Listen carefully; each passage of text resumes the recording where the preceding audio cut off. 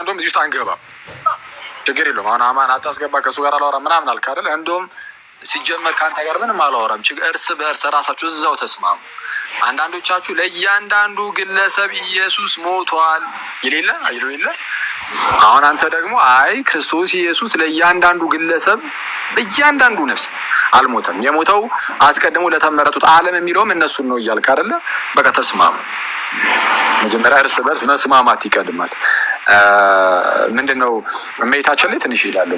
እመቤታችን የዓለም ቤዛ ምናምን የሚባለው ምናምን ነገር ብላችሁ በጣም ለመቃወም ሞክራችኋል። እና ስትቃወሙ በጣም የሚያስገርመው ነገር ሚዩት አድርጊ እስኪ ፓፓ እንትን ድምጽ እየረበሸ ነው። እና ስትቃወሙ በግልጽ እንግዲህ ከኛ ሳይድ ምን ብለናል? እንደው የተለያዩ በገድላትም ይሁን በድርሳናትም ይሁን በታምራትም ይሁን የሆነ የምታገኙ ጽሑፍ ካለ ምንም ካለ እሱ ራሱ ብጅታ እንዳይፈጥርባችሁ ብለን ምን አለን? አይ ቤዛ ሲባል ክርስቶስን ቤዛ እንዳልነው አይደለም። ከክርስቶስ ጋር አብረን ሁለተኛ ቤዛ አስቀምጠናት እመቤታችንን ሁለቱ ቤዛዎች አዳኑን ራሱ አንልም። እንደዛ አንልም። እንደዚህ እምነት የለንም። ሁለት ቤዛዎች አዳኑን አንልም ነው የሚባለው። አብሮ ከአጠገቡ ሌላ ቤዛ ተብሎ የሚቀጠልለት የለም። ታውቃላችሁ አይደል ጋይስ? ለምሳሌ ጌታችን የእግዚአብሔር ልጅ ነው፣ እኛም የእግዚአብሔር ልጆች ነን። ክርስቶስ የእግዚአብሔር ልጅ ሲባል ከክርስቶስ ጋር አብሮ ልጅ የሚባል ግን የለም አይደል? መላእክት በመጽሐፍ ቅዱስ ላይ ልጆች ተብለዋል። ልክ ወደ ክርስቶስ ሲመጣ ግን ከመላእክትስ አንተ ልጅ እኔ ዛሬ ወለድኩ እኔ አባቱ ሆኗለሁ እርሱም ልጅ ይሆነኛል ከቶ ለማን ብሏል አለ? ከመላእክት። መላእክት የእግዚአብሔር ልጆች ተብለዋል። አክቹዋሊ ግን ክርስቶስ የእግዚአብሔር ልጅ በሚባልበት ሴንስ አብረው መላእክት ልጅ አይባሉም። አይሁዳውያን የእግዚአብሔር ልጆች ነን እግዚአብሔር አባታችን ነው ብለዋል። ኢሳያስ አንድ አባት አለን እያለ ተናግሯል። እና እግዚአብሔር አባታቸው እንደሆነ ተናግረዋል። ግን እና እነሱም ደግሞ ልጆቹ ማለት ነው። ግን ሙሴን ውሰዱት። አሁን በአይሁዳውያን ዘንድ በጣም ትልቅ ቦታ የሚሰጠውን ሙሴን ኢየሱስ የእግዚአብሔር ልጅ በሚባልበት ቦታ ሙሴ መጥቶ አብሮ ከኢየሱስ ጋር ልጅ መባል አይችልም። ልክ ዕብራውያን ምዕራፍ 3 ላይ እንደተነገረ ማለት ነው። ጌታ በቤቱ ሁሉ ላይ እንደታመነ ልጅ ነው። ሙሴስ ባሪያ ነው የሚለው። ከጌታ ጋር አብሮ ልጅ አይባልም። በሌላ ሴንስ እኮ ልጆች ተብሎ ሊሆን ይችላል። እግዚአብሔርም ለእነሱ አባታቸው ተብሎ ሊሆን ይችላል። ከጌታ ጋር ሲሆን ግን አይባሉም። ልክ እንደዛ ሁሉ ቤዛ ሲባልም እመቤታችንም ሆነ የትኛው ፍጡር ከጌታችን ከክርስቶስ ኢየሱስ ጋር አብሮ ተያይዞ ሁለቱ ቤዛዎች አንድ ላይ ያዳኑን እንደዛ አንልም እኛ። ጌታችን ቤዛ ሲባል ለብቻው ነው፣ ይለያል። ስለዛ ለእርሱ ቤዛ ስትል ቀላቀለ ከሌላው ጋር አትለውም። ክርስቶስ ኢየሱስ ብቻውን ቤዛ ነው እንላለን። ከዚህ አንጻር ኦኬ። ታዲያ ምን ይኸው እናንተ ዞር ብላችሁ ደግሞ እመቤታችንንስ ቤዛ ምናምን ትሎ የለ እንዴ የሚል ነገር ይነሳል። ቤዛ የሚለው በምንድን ነው የሚፈታው ነው? አሁን እኮ ቃል እኮ ነው እየተጠራ ያለው። አንዴ ቤዛ የሚባለው ምንድን ነው? ቃሉ ማለት በምን መልኩ ነው ቃሉን እየተጠቀማችሁ ያላችሁት? ኢንቴንሽናሊ እኮ ነው። አሁን ፕሮቴስታንት ወንድሞቻችን እንዲህ እየተነገራቸውም አይ እኛ ስንጠቀም ከክርስቶስ ጋር አብሮ ሁለት ቤዛ አለ እያለን አይደለም እያልን በግልጽ እየነገርናቸው ኢንቴንሽናሊ ለመረበሽ የሚሞክሩ ሰዎች አሉ።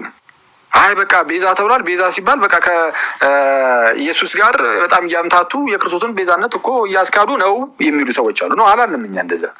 ቤዛ የሚለውን ቃል ከመጽሐፍ ቅዱስም የጠቀስንበት ምክንያት ከሐዋርያት ሥራም ከመጽሐፈ ምሳሌም ከሌላውም ቤዛ የሚለውን ቃል ራሱ እያነሳን ለዚህ አገልግሎት ገብቷል ብለን ያሳየንበት ምክንያት ምንድን ነው? ቤዛ የሚለው ቃሉ በአንድም በሌላ ምክንያት በተለያየ ትርጉም ሊገባ ይችላል። እና እባካችሁን እንደው እናንተ በምትፈልጉት መልኩ ብቻ አትዩት ቃሉን። ይሄ እኮ ቃል ነው። ቤዛ የሚለው እኮ መለኮት ነው እንዴ ራሱ ቃሉ። እንደዛ ነው እንዴ ብላችሁ የምታስቡት? ቤዛ የሚለው ቃል እግዚአብሔር ነው ፈጣሪ ነው እንዴ ቃሉ ራሱ? እንደ አይነክ የሆነች ነገር ብቻ ተሰጥቷለች ከዛ በኋላ ምንም ነገር አትንኩት አላችሁ። ቃሉ እኮ ነው ቤዛ የሚለው እንዴ። ከዛ በኋላ ውስጡ የተሸከመው ግን ሀሳብ ምንድን ነው ነው እንዴ? ጌታችን ኢየሱስ እኮ ከይሁዳ ነገድ የሆነው አንበሳ ተብሏል እኮ። ዞር ስትል እኮ ሰይጣንም እኮ አንበሳ ተብሏል እንዴ። አንበሳማ ኢየሱስ ነው ሰይጣንን አንበሳ አላችሁ ብለህ ልትከራከር ነው እንዴ? ቃሉ በቃ ቃል ነው። ምንድን ነው? ከዛ በኋላ ግን በውስጡ የሚያዝለው የሚይዘው ነገር ግን ምንድን ነው ነው? እኔ በስመ አብ በዚህ ደረጃ ሰው ኢግኖረንት ሲሆን በጣም ነው የሚያሳዝነኝ ክርስቶስን። እና እመቤታችን ምክንያት ከመሆኑ አንጻር ነው እንደዛ ያልነው። ይህንን ቃል የተጠቀምነው እመቤታችን ምክንያት ይህን ከመሆኗ አንጻር ወይም ደግሞ ጌታችን መጥቶ ከእርሷ ሰው ሲሆን ከኛ ጋር በስጋና በደም ተካፍሏል አልተከፈልም? ከኛ ጋር ተካፍሏል። ግን ዳይሬክትሊ ከእያንዳንዳችን መጥቶ ስጋ ነስቷል እንዳልነሳም ከማን የነሳው? ከእመቤታችን ነው። እመቤታችን እንደኛው ሰው ስለሆነች ማለት ነው። ስለዚህ እኛን ሁላችንን ትወክላለች።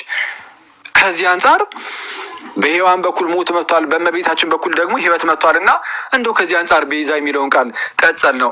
ሰዋት ምንድን ነው ቤዛ የሚለው ቃል መጽሐፍ ቅዱስ ላይ ለፈጣሪ ብቻ ነው የተሰጠው? ለኢየሱስ ብቻ ነው የተሰጠው? ኖ አይደለም እንዴ! ከዚህ በፊት አሳይቻችኋል። ሳንቲም ሳይቀር እኮ የነፍስ ቤዛ ተብሏል። የነፍስ ነው ያልኳቸው፣ ይሰመርበት። ገንዘብ የነፍስ ቤዛ ተብሏል። እነዚህ ሰዎች የመጽሐፍ ቅዱስ ጠላት ናቸው ማለት ነው። በቃ በዚህ አይነት መጽሐፍ ቅዱስ እንዴት እንደዚህ ይላል ብለው ሰይፍ የሚመዙ ናቸው። በቃ በዚህ አይነት እና ቤዛ የሚለው ቃል በራሱ መለኮት አይደለም። በቃ የሚያስተላልፈው መልእክት ምንድን ነው? ሀሳብ ላይ ነው ትኩረት ማድረግ እንጂ ቃላት ይዛ አትፈረጥጥም፣ ቃላት ይዛ አትንፈራገጥም። እና ቃላት ይዞ የመፈራገጥ ጉዳይ አይደለም። ስላሴ የሚለው ቃል እኮ አሁን እኛ የተጠቀመ እኮ ለፈጣሪያችን ለአምላካችን ነው። እንዲህ አይነት ለፈጣሪ ወይም ለአምላክ የሰጠነው ቃል መጽሐፍ ቅዱስ ላይ የለም። አባቶቻችን ናቸው ቃሉን የተጠቀሙት፣ የራሳችን አባቶች ማለት ነው፣ የኦርቶዶክስ አባቶች፣ ክርስቲያን አባቶች። እሱም ፕሮቴስታንቶችም ይዛችሁታል። የያዛችሁት መጽሐፍ ቅዱስ ላይ አግኝታችሁት አይደለም፣ ቃሉን አባቶቻችን ጋር ነው።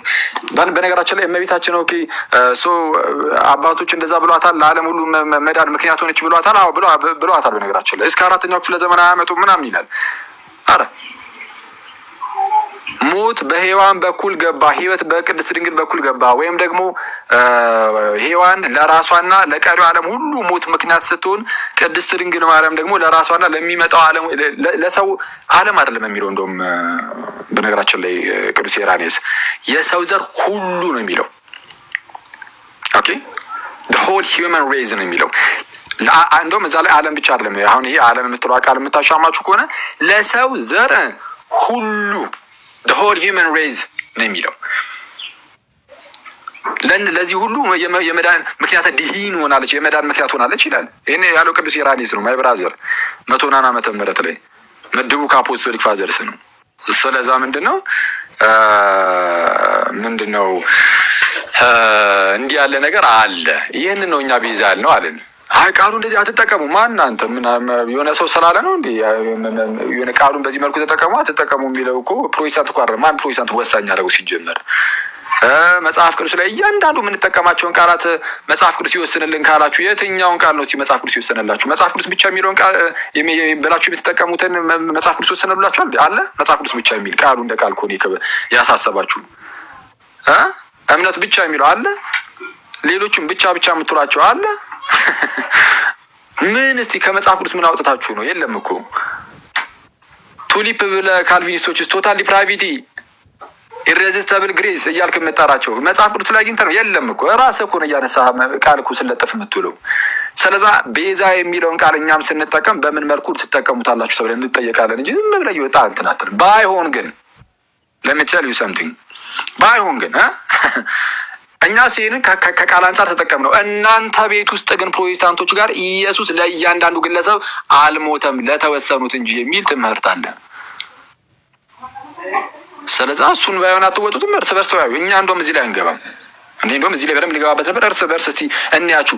ልክ እኛ በዚህ መልኩ የእመቤታችን አስረድተ ምናምን እስቲል አሁንም መጥቶ ምን ብለው ይጮሃሉ አንዳንድ ሰዎች። አይ እነዚህ እኮ ማርያምን የዓለም ቤዛ አደረጓት ምናምን ነገር ብለው ምንድነው ከክርስቶስ ጋር አብሮ ቤዛ አደረጓት ምናምን ብለው ለመጮህ ይሞክራሉ። ሆን ብለው ማለት ነው። ሆን ብለው እኛ እንደዛ ሳንል ግን እዛው ካጠገባቸው ኢየሱስ ለእያንዳንዱ ግለሰብ ቤዛ አይደለም ለእያንዳንዱ ግለሰብ አልሞተም የሚል ሰው እያዩ ግን አይ እሱ ድኗል እይታ ነው ብሎ ነው የሚያልፈው። ይሄ ምን ነው የሚያሳየው? ለጌታ ቤተክርስቲያን ያላቸውን ጥላቻ አለቀ። ምንም ይሄ እኮ ምን ግልጽ እኮ ነው። ጳውሎስ አስረግጠ ነገር ይለዋል ቲቶን። አስረግጬ ነው ምን ነገር ያው ከዛኛው ሰው እየወሰድኩት እንዳይመስል እና ሊትራሊ ለጌታ ኢየሱስ ቤተክርስቲያን ያለ ጥላቻ ነው አለቀ። ካልሆነ ስንናገር ለምን አጣሙ? ምክንያቱም የኛ ውስጣችን ያለውን እምነት እየተናገረን ስለሆነ እና ለማንኛውም አክሊል እንደው ምንድነው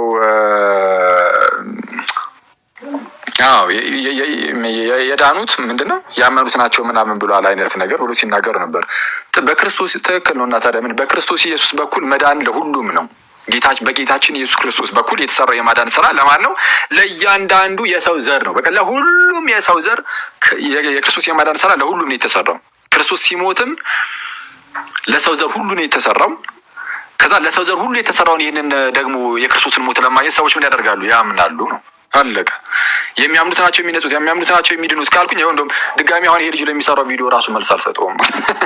ምክንያቱም ያን ያህል ነገርም ስለማያነሳ እዚሁ ጋር ይኸው ያዙትና ልክ እሱ ሲሰራ የእሱን ቪዲዮ አድርጋችሁ መልሱን ልቀቁለት። ይኸው ምንድነው ሪከርድ ለማድረግ ተዘጋጁ። ገና ቪዲዮን ሳይሰራ መልስ ስንሰጠው ማለት ነው። ባት ነገርን ይሻል ነበረ። እሺ ኦኬ።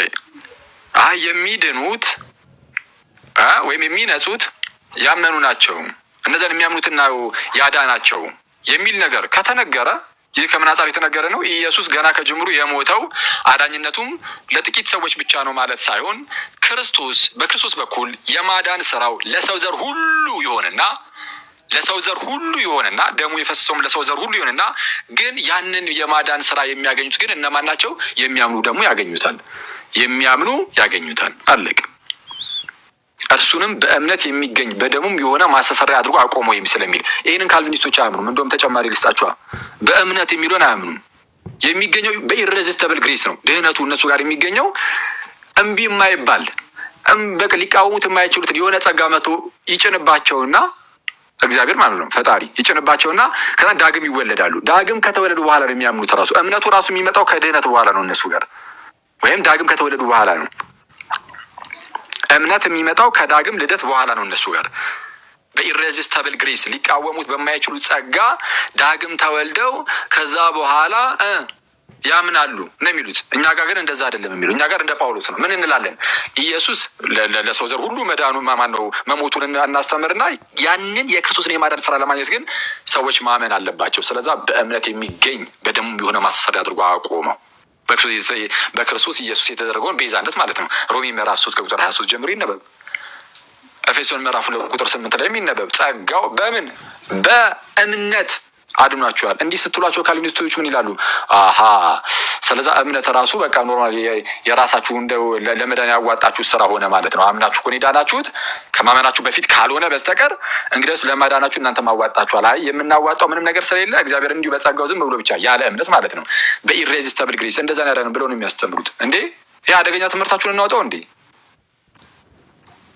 ይሄን ሁሉ ጉድ እኮ ነው ተሸክማችሁ ያላችሁት። እንዴት እንደዚህ ብላችሁ እንዴ የኦርቶዶክስ ክርስቲያን እንዴት ለመቃወም እንዴት ሞራሉ ራሱ አገኛችሁ?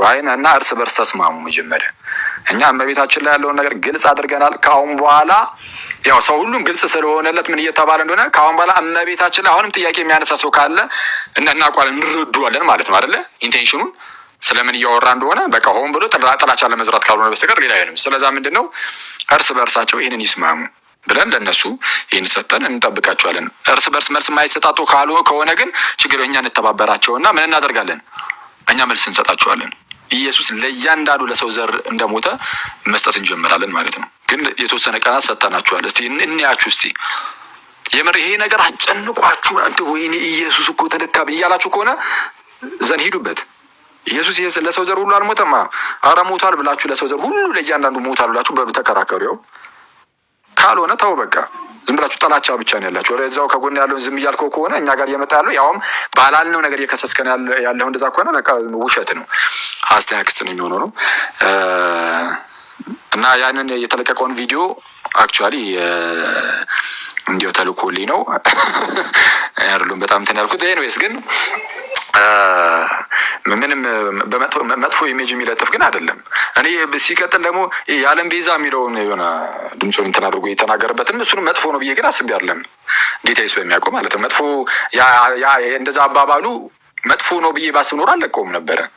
ፈን ነው ብዬ ነው ራሱ ያሰብኩት እንደዛ ብሎ መጥራቱ ምናምን እና ፈንም ነው ሳየው እና እንጂ እሱ እንደዚህ ብሎ ጠራ ምናምን ድምፁን እንደዚህ ያደረገ ስለዛ ምናምን ክርስቶስ በሚያውቀው እንደዛ አይደለም። ሀሳቢም አልሰለቀው ግን ለእያንዳንዱ ሰው አልሞተም የሚለውን ግን በግልጽ ተናግረሃል። ለዓለም ሁሉ አለምንም ብሏል እኮ አልክ። ስለዛ ቤዛ ማነው ዓለም የሚለውን ከተረዳን የምንረዳው ለእያንዳንዱ የሰው ልጆች ነው ብለን አይደለም አልክ። ስለዛ ዓለም ብልም እኔ አልክ አሁን እኮ አንተ እያልክ ያለው ዓለም ልል እችላለሁ፣ ግን ዓለም ብልም ምንድነው ለእያንዳንዱ የሰው ልጅ አይደለም። ዓለም እየሶራ ነው እኮ ነው እያለን ያለው አሁን ወንድማችን እኮ እኛ እኮ ነፍሳችን ተጨነቀች። እሺ ያው ሲሶ ሊዘረግፈን ነው።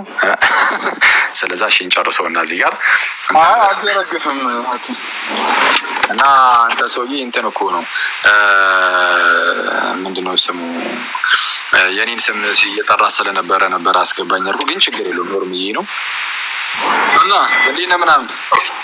ቆይ እኔ የምልህ አንድ የሚነሳ ነገር አለ። አሁን ለምሳሌ እቺ አሁን ውስን ቤዞት ላይ ካልቪኒስቶች የሚያነሱት ቅድም አማኒ ሜንሽን ያደረገው አለ እና እርስ በርስ ቢስማሙ አይሻልም? ሲሲ እሺ አንደሱ ይስማሙ እና እስቲኛቸው አሁን እኛ ከመለስን ኦልሬዲ እና የመለሱ ስለሆነ ዝም አልን እንዳይባልም እስቲ እንያቸው የምርም የክርስቶስ ለእያንዳንዱ ሰው መሞቱ የሚያስጨንቃቸው አይነት ከሆነ በቃ እስቲ እንያቸው። ከዛ እናያቸውና የክርስቶስ ነገር እንደማያስጨንቃቸው ካሳዩአችሁ በኋላ እኔ ራሴ ሄድበታለሁ ማለት ነው። እዚህ ርዕስ ላይ ጌታ ኢየሱስ ኧረ በስመ አብ ሞቷል ለእያንዳንዱ ሰው። ስለዛ ደረቴን ነፍቼ በልበ ሙሉነት ማለት ነው እዚህ ጋር ያሉትን 1400 በላይ ህዝብ ሁሉ ኢየሱስ ሞቶላችኋል ለእያንዳንዳችሁ ብዬ ራሱ መናገር ይችላሉ። ካልቪኒስቶች እንደዚህ ብሎ መናገር አይችሉም። ምክንያቱም ከእናንተ መካከል ማን የተመረጠ እንደሆነ ማን ያልተመረጠ እንደሆነ አያውቁም። ስለዛ እርግጠኛ ሆኖ ማለት ነው እርግጠኛ ሆኖ በልበ ሙሉነት እዚህ ጋር ያላችሁ 1400 ህዝቦች ለእያንዳንዳችሁ ኢየሱስ ሞታል ማለት አይቻልም። እሺ ካልተመረጡት ውስጥ ያሉ ቢሆንስ እዚህ ለነሱ እኮ አልሞተላቸውም። ስለዛ ውሸት ይሆናል ማለት ነው። እኔ ግን ደረቴን ነፍቼ ይኸው ሁላችሁም ጋይስ ጌታ ኢየሱስ ስለ ሁላችሁም ደሙን አፍሷል። የተቀበለው መከራ ስለ ሁላችሁም ነው። የሞተው ስለ ሁላችሁም ነው። ስለዚህ ሁላችሁም የመዳን ቻንስ አላችሁ። ስለዚህ መዳን ከፈለጋችሁ አምኖ መጠመቅ፣ ወደ ክርስቲያን መጨመር፣ ወደ እንግዲህ የእርሱ ሙላቱ የምትሆን አሁን ምንድነው የክርስቶስ ማለት ነው ሙላቱ የምትሆን በምድር ላይ አለች። ምንድነው እስቲ የክርስቶስ ሙላቱ ማናት? አሁን በአዲስ ኪዳን የክርስቶስ ሙላቱ ሁሉን በሁሉ የሚሞላ የእርሱ ማለት ነው። አሁን ክርስቶስ ሁሉን በሁሉ የሚሞላ አይደለ? ሁሉን በሁሉ የሚሞላ የእርሱ ሙላቱ ማናት? ጻፉልኝ እስቲ። ሁሉን በሁሉ የሚሞላ የእርሱ ሙላቱ ማነች?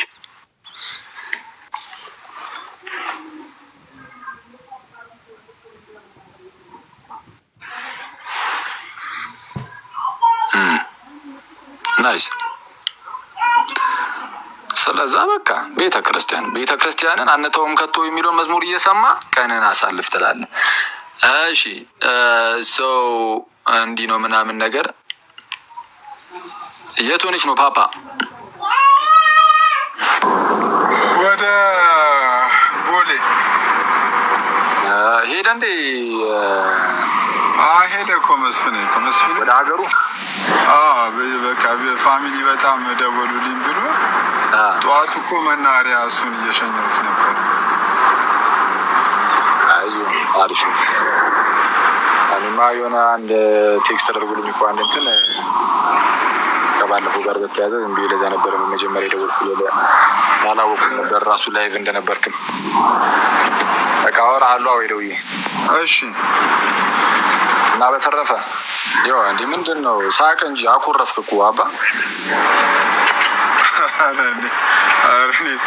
ምኑን ልሳቅ? ቆላ አልፋችሁ ሰውዬ ማይኬ መንገዱ ዝግ ነው ወደታች። እሺ እስቲ ከታች እኮ ሌላ አኪ አንተን ደግሞ ላውርድና ከታች ሌላ አንድ ደግሞ የወንጌል አማኝ ላስገባው። እሺ እኔ በተናገርኩት ነገር ላይ ስሜን እየጠራ ግን እንዳይናገርሽ። እኔ የአማን ላይ የተናገርኩት ስሜ ስለጠራ ነው። የሁለታችሁ በሁለታችሁ አለቀ እኮ በቃ አኪ የሁለታችሁ አለቀ።